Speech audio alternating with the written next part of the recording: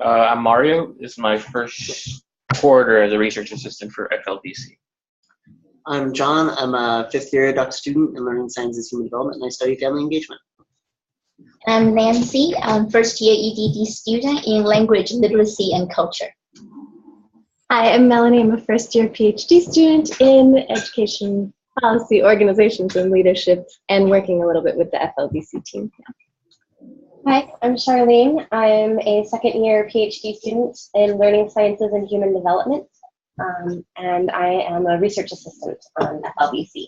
Hi there, I'm Aditi. I'm a fourth-year PhD student in Education Policy, Organizations, and Leadership, and also a research assistant on project.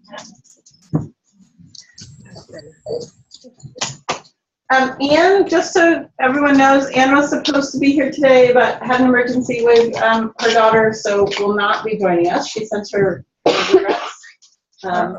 Maybe we can take turns with folks who are online. So, can you all hear me?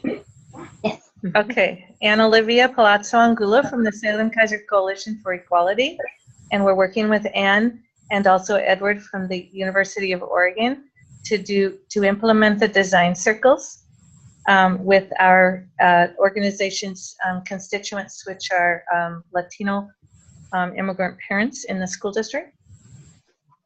And with me I have Maricela Lagos, facilitador en Silent Kaiser Coalition. She's a parent facilitator of classes with parents.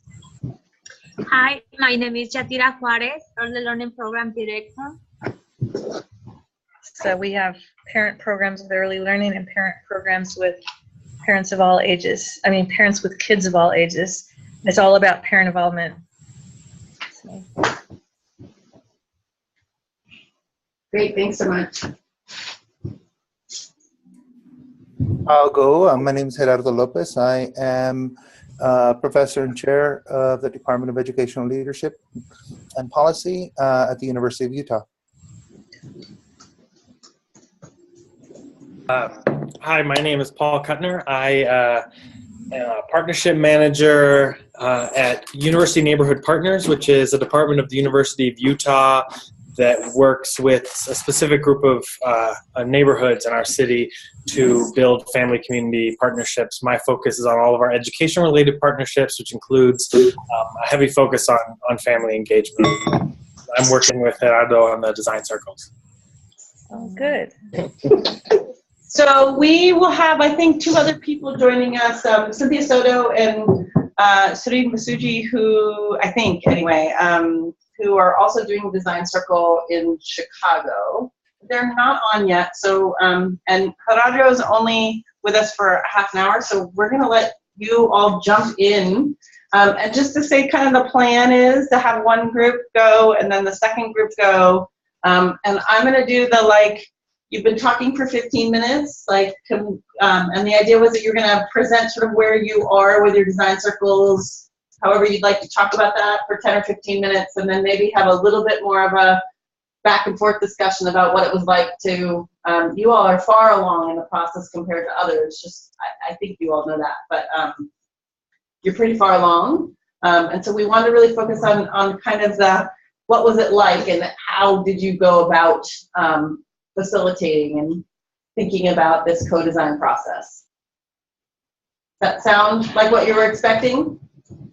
Kind of. So you don't want to know about what we've done so far? No, we do. For sure. That's what I'm saying. Tell us all about that for 15 minutes or so. And then hopefully we'll get into more questions and answer more questions about what it was like to do the process. All right. Paul, if you don't mind, I'll kind of kick it off and then you can kind of chime in.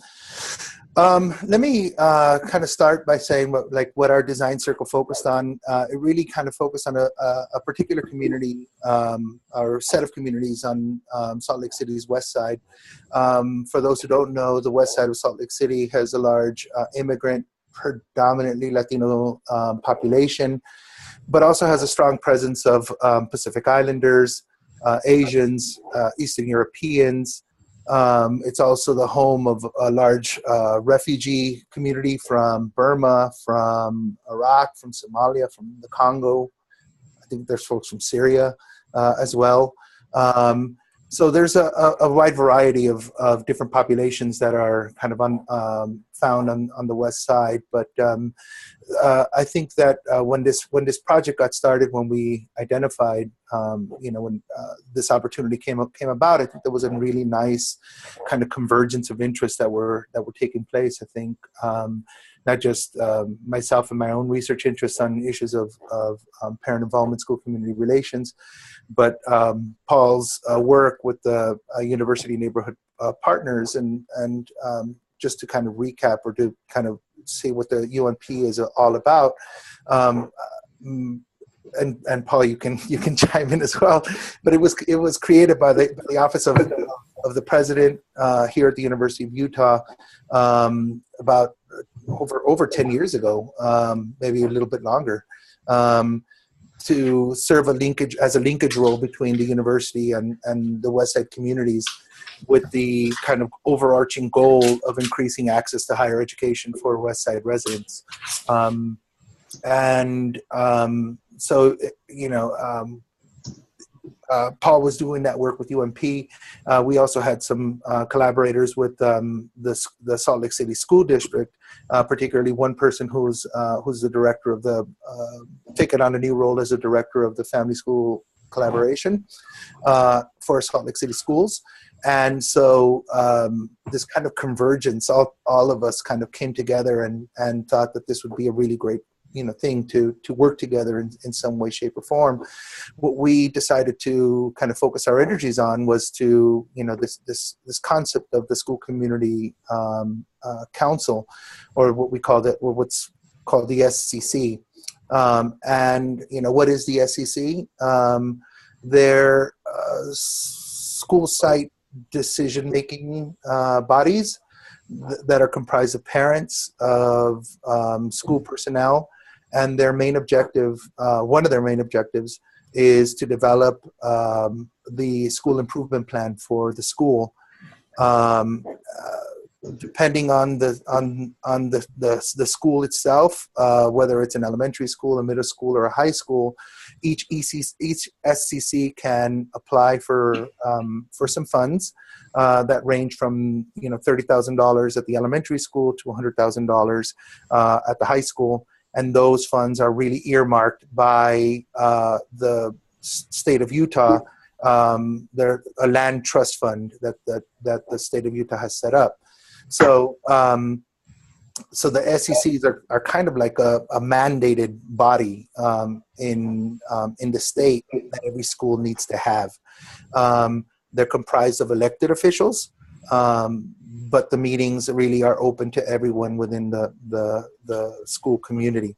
So, I think the question is, why SECs? Why do we choose to focus on the SECs? I think that, historically the involvement of SECs population, I think, has been historically low, especially among underrepresented populations. There's not a lot of information out there about how to get involved within the SECs, but I also think that it provided an identifiable space, if you will, that we can get immediate buy-in. It was something that we can all kind of, everybody, it was recognized that everybody could school personnel would buy into it, parents knew about it, and since it's required at every school, I think it was a good space for us to kind of think about collaborating on. Paul, do you want to add anything to that? No, that was great. Okay. So let me tell you a little bit about then what we did. We met 3 times over the course of 3 consecutive weeks in August.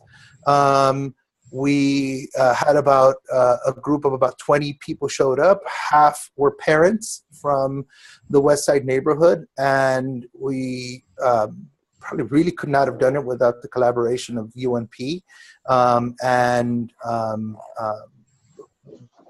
mean, they really were kind of played a key role in getting parents to participate in this effort. The other half were comprised of educators that were from schools on the in the West Side neighborhoods.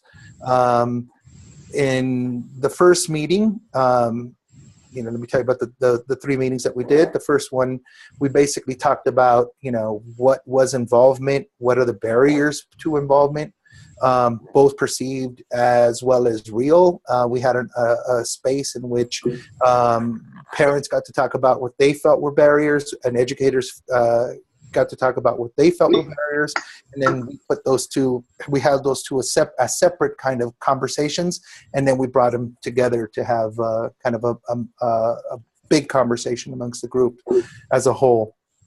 In our second meeting, we talked about the SECs. What is the SECs? How do they work? Information about the SECs. And then we had a pretty big conversation about, kind of barriers to participating within the SECs. And then in the third meeting, now that we knew what the barriers now that folks kind of knew what the barriers were, what they knew about what the SECs were, then how do we, kind of reimagine, rethink the SECs as a space for collaboration. So really that third meeting was key in getting us to think beyond and really kind of engage in this, in thinking about how do we work together to think about something bigger. There were three major findings that emerged from that, and I can let Paul kind of talk a little bit about what those three findings were. If you're not ready, I can talk about them. Yeah, I don't have it pulled up. You can keep going. Okay, all right. The first kind of, what we really focused on were kind of what are the major principles that every SEC should have. The first kind of major principle, I think that everyone agreed to, parents as well as educators, were creating a welcoming, community-oriented environment, and that really kind of was, not just beyond that moved us beyond kind of the rhetoric, the superficial rhetoric. How do you make the school an accessible space? And how do you build community with parents and the larger community? And that's kind of, how do you value their contribution? How do you find space that values the challenges that they have as parents and community members? I think, and how do you provide the kind of accommodations that are needed and or necessary for them to kind of bring their full selves into that particular space of the SEC. The second principle that we identified was developing an inclusive process for incorporating parent and educator voice. And that was, how does the SEC become a space that really reflects the totality of the school composition, the kind of the diverse language and cultures that are comprised of the schools, of the school community, and what kind of accommodations are needed, both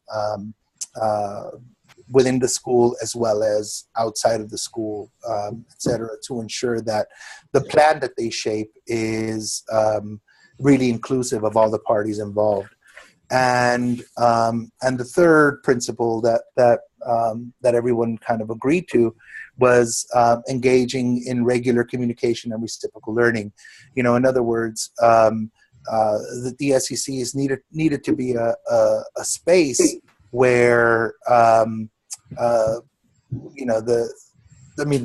where parents needed to learn about the SECs, as well as what the schools can do to use the SEC as a space for learning itself. So these three kind of findings were basically summarized in a really neat kind of handout that has that basically summarizes everything that we've done. I believe that you all got copies, or we send a copy out to you all. I don't know if you all have seen it, but it's kind of nifty. And Paul basically created this this bad boy by himself. It was fantastic and very fast. I gotta tell you, it was amazing, this brochure. But now we really are in the process of this was really a tool that was targeting administrators and educators. And we're in the process of identifying tools that would work with parents in a language and a format that would be more accessible to them. So we're kind of are in a second phase of re-meeting with parents, and we're are planning on engaging them in conversation about what is it that they would like to have, not just in terms of a brochure if it's printed, but also video, to kind of engage them again so that they can know more about the SCC, but also what would be beneficial to them to facilitate their involvement in an SCC. And then a third component after that, we're already kind of thinking beyond this, is how do you scale this up? How do you scale whatever product that comes out of the second set of meetings? How do we scale that up? And Paul and I were in a meeting with folks from the Salt Lake City School District, members of the school board president was there. Two members of the Utah House of Representatives were there.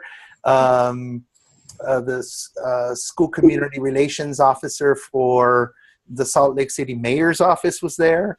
And a couple of school administrators were also there. And there was just a lot of interest in the work that we're doing. They're very excited about the potential of the work that got started there on, out of this design circle. So I don't know if you want to add anything else, Paul. Well, that was a great summary. I guess I would just say, I think what's interesting from the point of view of our organization, which is working on multiple fronts all the time, building partnerships on multiple topics around education as well as other things, is that this sort of we took advantage of a lot of different things coming together. I think, as opposed to, thinking something up for a good research design circle project and then going out and trying to make it happen, I think there were sort of multiple pieces that my colleague Alma, in particular, who's our parent organizer, and I were sort of seeing bouncing around. We were seeing the frustration that we were working with a lot of parent leaders who were then hitting schools that didn't know how to actually engage them in constructive ways, just wanted them to sort of help out and volunteer and didn't really understand it. There was a movement at the district level. We have a new superintendent, and now she's created this new position for family community engagement. We were also learning more about the fact that these spaces existed and that a lot of money was not being taken advantage of, or it was being taken advantage of with no parent voice. And then having Gerardo show up in Utah and this design circle starting just made it sort of kind of a perfect bringing things together. But what's really positive about that is that it means that these are ongoing efforts that have already begun to, the schools that we brought there have already begun, some with us and some without us, to implement these things and try them out. And we've been trying to keep track of, who's going to their events and how things are starting this school year, and heard a lot of positive things. So it's just exciting that people just take this and run with it. And that it's sparking action beyond what we could sort of monitor as like a pilot study or next phase or something like that. It's just moving without us and with us. So that's very exciting. In fact, we just got invited to a state a panel to figure out how to engage parents in the SCC at the state level. So it's been really exciting. It's been one of the most positive things I've been involved in. So maybe we could take a few questions. Give up questions for them. I apologize. I might have to call in. I think I'm running out of battery here and don't have my phone. I might have to call right back. Okay. I have a question. So the idea that things are running and happening in ways that you make under-anticipated, I think is actually a predictable piece of co-design, at least in the sort of work that I've done around co-design processes. It's a pretty, not that we don't, that lots of things start to kind of emerge in ways that you couldn't predict, in part because I think it's that people actually feel a sense of agency through the process that doesn't always happen when you approach it that way. And so, one, I'm just curious if it changes. Like, are you thinking about scaling differently potentially? Like, what does it tell us about scaling that you're getting? And then the other thing, just to say, is what was hard about the co-design of these design circles, and what was sort of stretched you folks as folks that are expert in these areas? You're doing this all the time. What is different about this for you? I hear there were all kinds of things already happening, but what are other things that were different for you this time around? Sorry, can I ask real quick? I have a phone number here to call in, but I don't have any code or anything to enter on the email. I don't think you should need a code for. It asks for one. Ningún address. Ella lo va a entregar. Por eso. Así nos avanzamos con Sí. la carta inmediata. Well, they're going to forward you another email with it. Okay, thank you. As Paul is kind of trying to work that out, let me try to kind of. I think you're right. You know, I think it was really exciting to see, you know, how people just kind of wanted to run with this. It was, you know, Paul played a key role in given the work that he does in UMP and the work that UMP does as a whole. You know, he was literally linked to a lot of school administrators and was kind of letting me know, like, school administrators are running with this. They're just kind of they're taking this brochure and they're already implementing things, and I'm like, wow, that's crazy cool. And so you know, we saw that, and that's definitely a plus. I think that in terms of some of the challenges that we did have, I think it helped on the one hand that we planned this ahead of time, that we planned for babysitting, that we planned for translating kind of, you know, accommodations. And so I think that, you know, bringing people to the table was relatively easy, you know, and which I know that can be somewhat of a challenge for other folks who do this kind of work. So we didn't really have those kinds of logistical kind of challenges. I do think, in my opinion, I think that there was a couple of strong personalities that really dominated the conversations when we met. There was, you know, people who were really kind of had very strong opinions about certain things, and so trying to manage that conversation, the flow of conversation, to ensure that people's voices were heard was somewhat of a challenge. I think, in the same vein, I think we, you know, when we were trying to run the design circles themselves, making sure that everybody participated, that all the voices were respected, was something that was important to all of us. Hello, sorry, I'm back. Oh yeah, we were noticing that a couple of folks, you know, especially with the way that the translating services were kind of brought forth within the design circles that we had. You know, we toyed around with the idea, should we do it kind of like in English and have it being simultaneously translated in Spanish. That we spoke with the translator, she was not very kind of comfortable in doing that. What she wanted to do instead was, you know, was kind of pull the groups of, she was really working with two parents who were monolingual Spanish.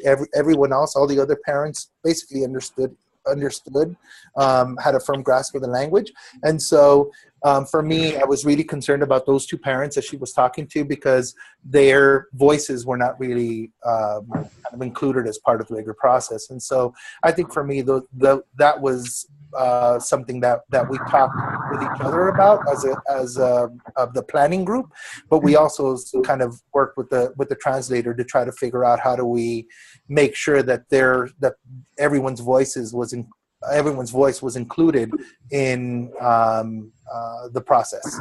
So that was probably the bigger challenges that we had, from my perspective.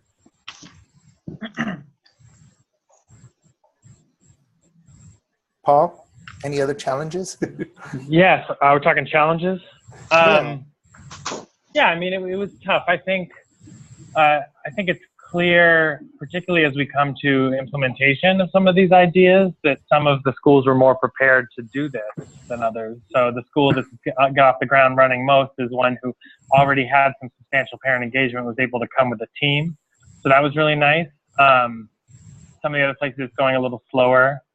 And I think there was certainly an issue with recruitment. So we built this based on long-standing relationships with parents who are parent leaders working in schools, and they were almost all Latino. But as Gerardo said, our neighborhoods are much more diverse than that. And so we certainly, and this is an issue with sort of our parent organizing in general, is thinking about how to break down some of the barriers between groups of parents who have not traditionally worked together. And so that's a very long-term process that I think just this is a side effect of it. It was an excellent group, and it wasn't sort of the traditional parents who are always trying to get involved and always trying to make their voice heard. I mean, these are people who have done the hard work of learning how to do this and becoming and building their own capacity and taking courses and things like that. But still, I think that's an ongoing struggle as we think of what comes next, is how do we reach out to a broader swath of parents. We also didn't have many teachers. This was a space that I don't think teachers are even that aware of. So there's a whole piece on that side where we got, administrators who have to run these spaces and think about this stuff, but not on the other side. So a lot of that's kind of who's in the room. I'm going to have to go, unfortunately. I apologize for that. I've got another meeting that I need to be at right now. So I apologize for cutting out in advance. I hope that, the little that we were able to share was, kind of fruitful for the team and for everybody else. I'm looking forward to hopefully watching this recording later on. If you all send me the link, that way I can catch up. But I do apologize for having cut out. Thank you so much for joining us. We really okay. I'd like to ask Gerardo. I'd like to ask Gerardo. Is Paul staying? Yes. Yeah. Yeah, and, I'll stay on. Because we're right in the middle of what you've been doing. We're right in the middle of it. And so we have a lot of questions. Okay. So we have the same constituents, the same alignment with the district, kind of like things have come together, the situation, the new superintendent, education reform, Oregon's more pushing on community involvement. We've been working on parent involvement. We finally feel welcome. So it's the question of how we're doing the design circles versus how you did them, and our difficulty in getting attendance and some things we're learning, and we've just had the one so far, and now we're going to have the second, third this month. So anyway, so I can ask Paul lots of questions, and I just wanted to say that. All right. Thank you very much. I'll see you everyone later. Take care. You. It's been amazing to hear you guys. While we are paused, we want to I think there's a couple of people that have joined us. Maybe. Yeah, real quick, because actually we should let you ask those questions of Paul, because we have a second circle that needs to present. We're going to run out of time quick. So, for folks, will you just introduce yourselves quickly? So would that be me? That would be you, Ann, and Cindy. I'm Ann Henderson, and I'm with the National Association for Family, School, and Community Engagement. I'm on their board, and I'm a education policy consultant. Hi, Joyce Soto. Parker. Can you hear me? Joyce Parker. Hi, Joyce. Hi. Hi. In Mississippi with Citizens for Better Greenville, community organizing, parent and student advocate. Welcome. Hi, can you hear me? Yeah. Okay. Hi, I'm Cynthia Soto. I'm with the Native American program at UIC, University of Illinois, Chicago, and a community member of Chicago Indian community, and a mom. So maybe 4 minutes with Paul. So you want to fire some questions about the details of their circle? I think it'd be great, and then we'll try to move to the second one. So you're talking to me? Yeah. Okay. So the main thing is we've concentrated on trying to build parent power. So we wanted to start with the parents and see what kind of buy-in and engagement we could get, and then go to the district for more collaboration. But we did start with some collaboration. They were very enthused about us trying this, but we didn't bring them into the room. We also had them meet at our organization. So we've been seen as an advocacy organization in the city, but also we have a lot of parent programs. But there's lots of little details, but our name doesn't really say what we do anymore. We started out really a lot of advocacy. So the Salem-Keizer Coalition for Equality, it's a little harder to, unless parents get to know us, why are we inviting you here to our building? So we learned that with only 3 people showing up and 2 others that said they were going to be here, but something came up. So we would have had 5. But of course we had invited, 30 or 40, trying to get, at least 10. And we have a lot of phone calls, and we have probably 8 or 10, 1,000 parents on our lists. They've come to classes, but the classes are in the schools. So we decided that the next meeting we're going to be in the school. And the other thing we did is decide to just choose one school. So we chose a middle school, and we called parents from the elementary and the feeder system. And what we wanted to do is create a feeder system parent group instead of a district-wide, because the district is huge. It's the 2nd largest, and we wanted a whole feeder system that's almost all people of color in this feeder system. And so, okay, so those are the differences, and so we were experimenting, and we kind of came really short with the number of parents who showed up the first time.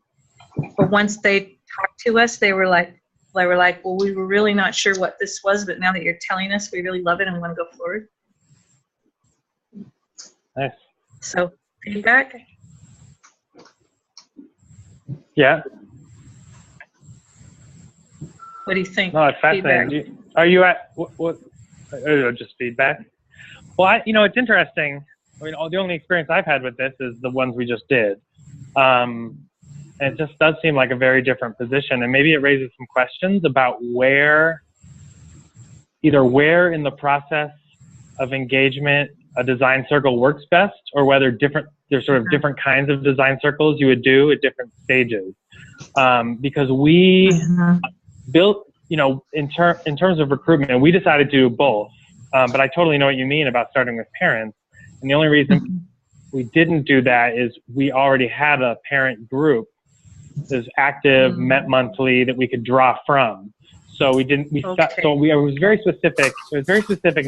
We didn't invite parents generally. We invited specific parents who had some experience engaging schools and wouldn't be sort of scared off. We didn't email people. Everyone was invited personally. We probably invited 20 parents to get 10 just because we knew it wouldn't fit everyone's schedule. We had other parents who wanted to do it at a different time, but my colleague Alma, who works with these parents and who is a parent from this community, invited them personally and has been working with them for years. And I spent months wandering around, whenever I had a meeting at the school, sort of throwing out this idea and trying to get people excited about it. And so they were all invited personally too. So it was a very different approach, and I think it's only because our organization it's where our organization is at in terms of our relationships with schools and parents. 10 years ago, yeah, we were trying to do the same work, but we wouldn't have been able to use the same techniques, I'm sure. I don't know. That's my thought. I mean, that sounds like other experiences I've had. So I've done a lot of projects like these with groups that are just forming that sound a bit more similar to you. The difference would be is that 3 will probably never be enough meeting times. And so the design circle, you mean? Yeah. I'm thinking that too. I'm thinking we should probably just keep going with that every, like 3 more in the spring, and as we're recruiting more parents, and if we go directly to the school. And the principal said he had a couple of people he could refer to us that were parents that he knew were kind of active in the school, and we could just keep growing that until we had a critical mass. Paul, how large is your district? That's a good question. Luckily, we're not actually, even though we're focusing on a district-wide thing, we only focus on 4 neighborhoods. So we have like 3 middle schools, 10 elementary schools, and they feed into a couple high schools. So it's a somewhat contained area. Yeah, we pretty much were doing that too, just kind of narrowing that down. But yeah, it just sounds like you have more, you just have a stronger base, yeah. So that's wonderful, yeah. I want to be mindful of time and invite Cindy to kind of give us 10 minutes of hers, because there might be important overlaps, really different contexts with different goals, but actually maybe similar starting points in some ways. So because we only have 20 minutes left, I just want to let Cindy kind of share out where she is. And then I think you all are scheduled to share out in the next at the next web dialogue, is that right? Or 2 out? Okay. So we'll get to hear about your process further along in another 2 months about, right? 6 weeks? A month. A month. Thank you, Paul, so much. It's been really inspiring to see how fast you guys have taken this up and run with it.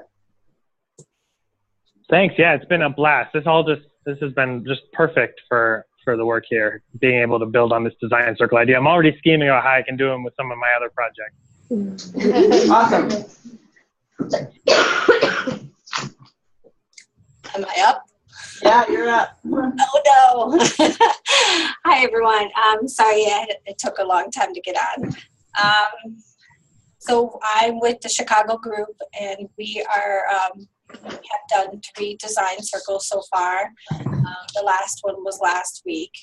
Our overarching theme is global indigeneity and educational issues, our social justice.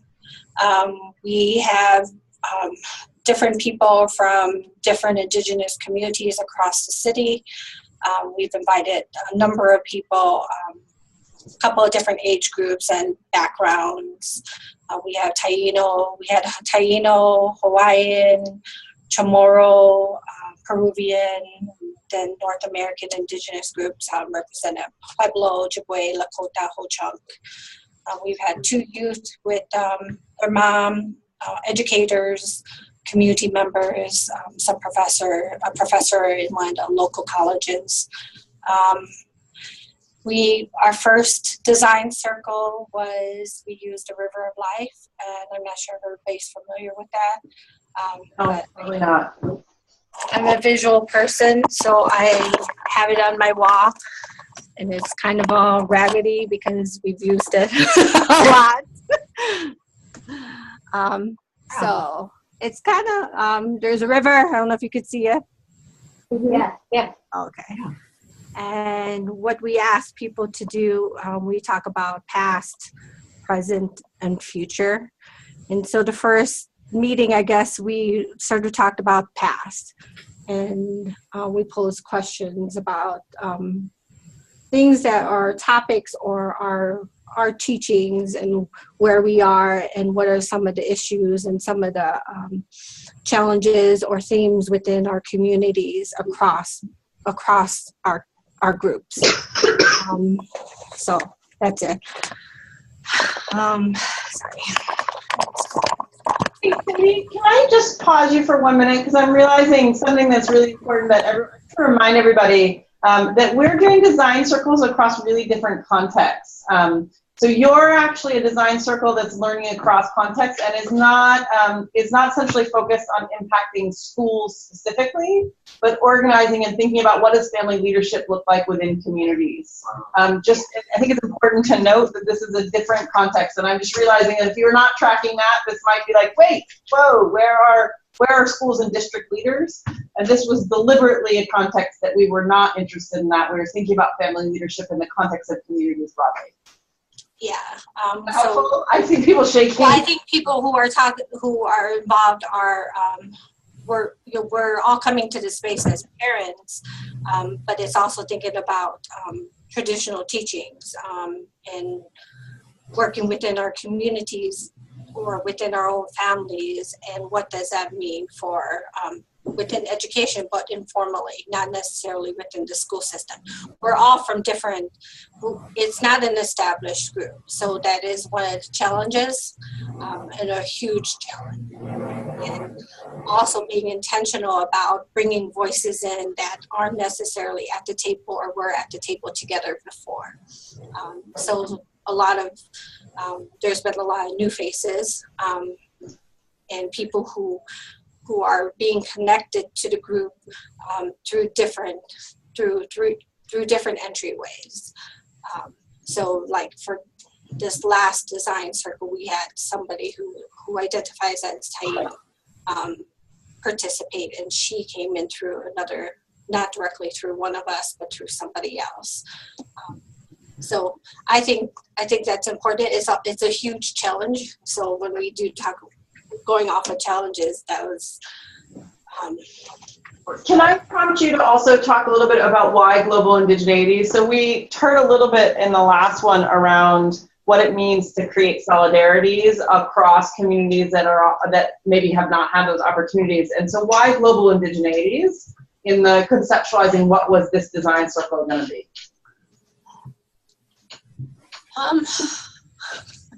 Well, I think what has come out of it is that we're all in an urban environment, and the challenges of what that means for our own backgrounds, our own communities, and sharing that across the intersectionality of it all, and realizing sort of like with the power of the voice of the shared commonality, or this river of life, is like one of the goals or the bigger goals. And how do we work together and be together in order to have more impactful changes or impactful programming or activities or whatever that next step is. Yeah. So what some of the things that have come out of it is that after the first or second meeting, we started talking about specifically what is an elder, and what does that elder look like for our communities and from our own backgrounds, and sharing what that means. And then if you know anything about Indigenous communities and historically challenges and events, a lot of that is shared across our communities and across the people who have participated.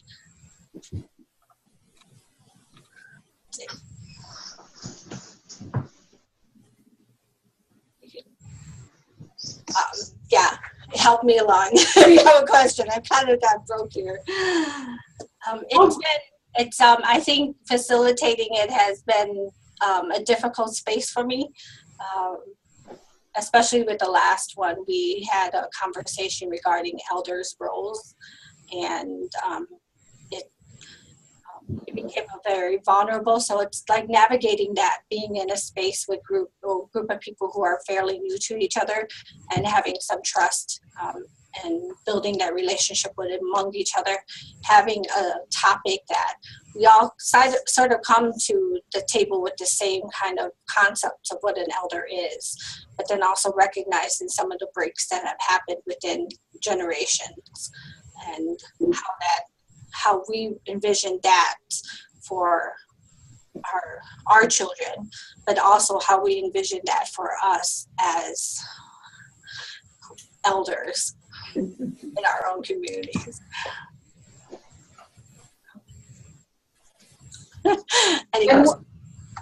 Well, can I just ask where you think you're going with the next, because you have another design circle, right? So you're breaking the mold with the 3. You all knew that 3 weren't going to be enough.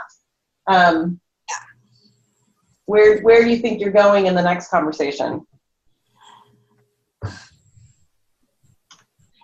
We left the last one with still talking about what is an elder and what that means for our communities and how are we reclaiming that space.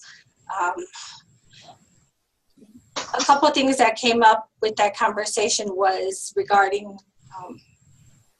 like our romanticized version of what an elder is, and then also gender roles and the trust with what that title means, and how different people within the group are reclaiming that space for future generations or the next generation, or for the youth and community.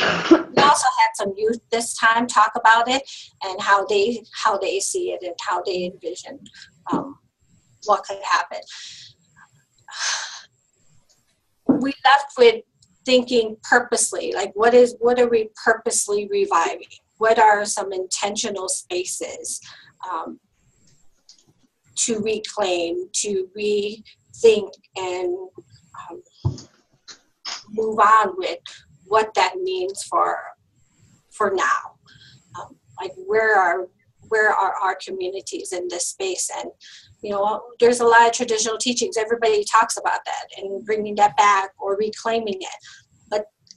But I think it's harder to be in that space or to think about what that really means. Like, what are those steps? What are those actions that we're going to do and we're going to see happen? And who's going to do it? That's, I think one of the challenges right now for the next one is that we've had some inconsistencies with people and who is at the space, who is at the table. And so there's some point of when we come back to the space, we're always revisiting the river of life. And then from there, we move on to the next. I think an action step is hard when we're thinking about people have to trust each other in this process and in this group. And a lot of us are new with each other. I'm have some relationships with different people within it, but it's still like, okay, what's that? When we have that action item, who can I trust that next person to help move this along?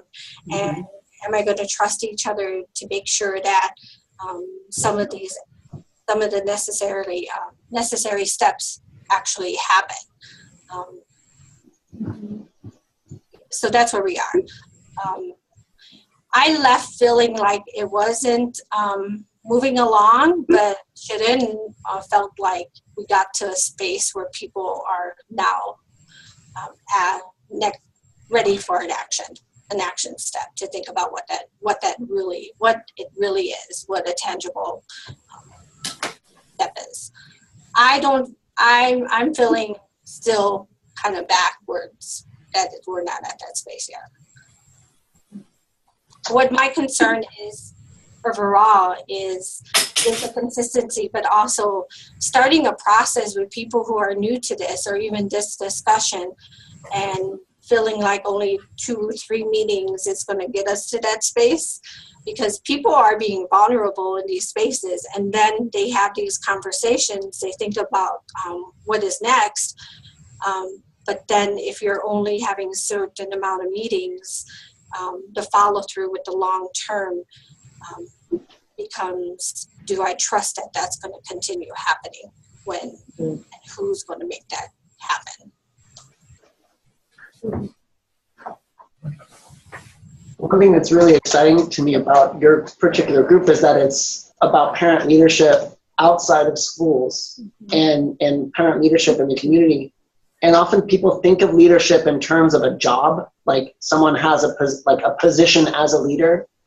And so how are you defining leadership in that setting? Like what does parent leadership look like, not focused on getting kids through schooling? You know, what is parent leadership like? What more about how that is growing? That's kind of the focus on elders, right? Yeah. Hi, elders. Yeah. I mean, it's elders, and also like who is at that space at starting to be what we envision an elder is to be. So, you know, there's even in that space of what is an elder, you know, there's a number of people, there's like at least a couple of them who were very set on this is what it is. You know, they're the ones who are teaching us, who are sitting here telling us our stories. But we also put it back on, well, if that's the case, then when we look at our river of life, why are there so many breaks? What is happening there?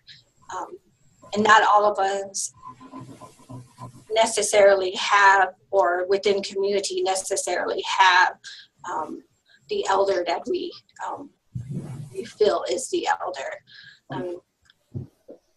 I want to show you the visual. So we all sat on the floor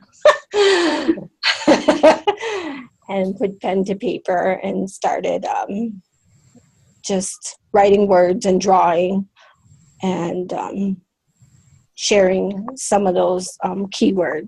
So, but when we do this process too, you know, sometimes if it's the first time of doing this, some people get stuck with just talking. So there's a lot of writing there only because I write down the words that people are saying. And so it's in my writing, but that doesn't mean it came from me. It came from the group, from different people's conversations. And so it's kind of upside down because we're all around it in a circle. What are some of the words? It's hard to read because it's upside down. Yeah. Read us some of the words. Protectors, revival, balance, sustainability, perspectives, dignity, teachers, guidance, stepping into support when needed. Let me see what's over here. Mentor, healer, those who encourage and instill traditions, a connection to our ancestors. Mm-hmm.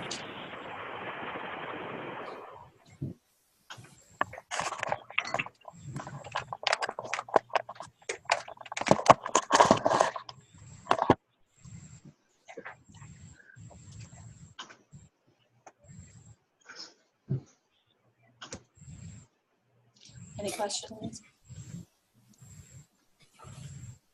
Cindy, I happen to know that you've done these processes probably a lot compared to most people in this call and in this room, and I'm wondering if you could just reflect for a second about what you think you're learning about a co-design process. Because you could say that this is hard for you, but you've been doing it for like 12 years in different contexts, so you probably have more experience than lots of folks. They're acting like it's something new. I think one of the biggest differences this time is that we're really trying to be in general, voices from different communities with indigenous everybody communities, together and them trusting that there's a process that there's gonna be something that comes out of it. And putting that into that. So for me, that's probably the hardest thing about this time, because if you're in an indigenous community, wherever you are within the city, you already have that established group, and I'm asking them to trust to come into a mixed group and trust that we all have a shared history to some extent, and participate in that way with thinking beyond our own shared or safe spaces. So to me, that is a difference, but it's also a challenge. I think it's exciting though, and there's a number of people who haven't shown up or who are continuously talking and telling me, I want to be there, I want to be there next time. I really love this. But I feel like they're having, like you don't want to be the guinea pig in some ways. You also don't want to be the first person to speak about it in terms of your own tribal background. So, you know, for instance, you know, we have a person who's Chamorro, and she has not participated in communities, but when she came to the second meeting, she has a lot on the River of Life, and her participation, you know, was great. But she's also, you're in that space of like, who am I speaking for? And responsibility, you know, it's a difficult responsibility. But if no one steps forward and does that, then we don't have these spaces to grow and move forward. Someone has to take the leap.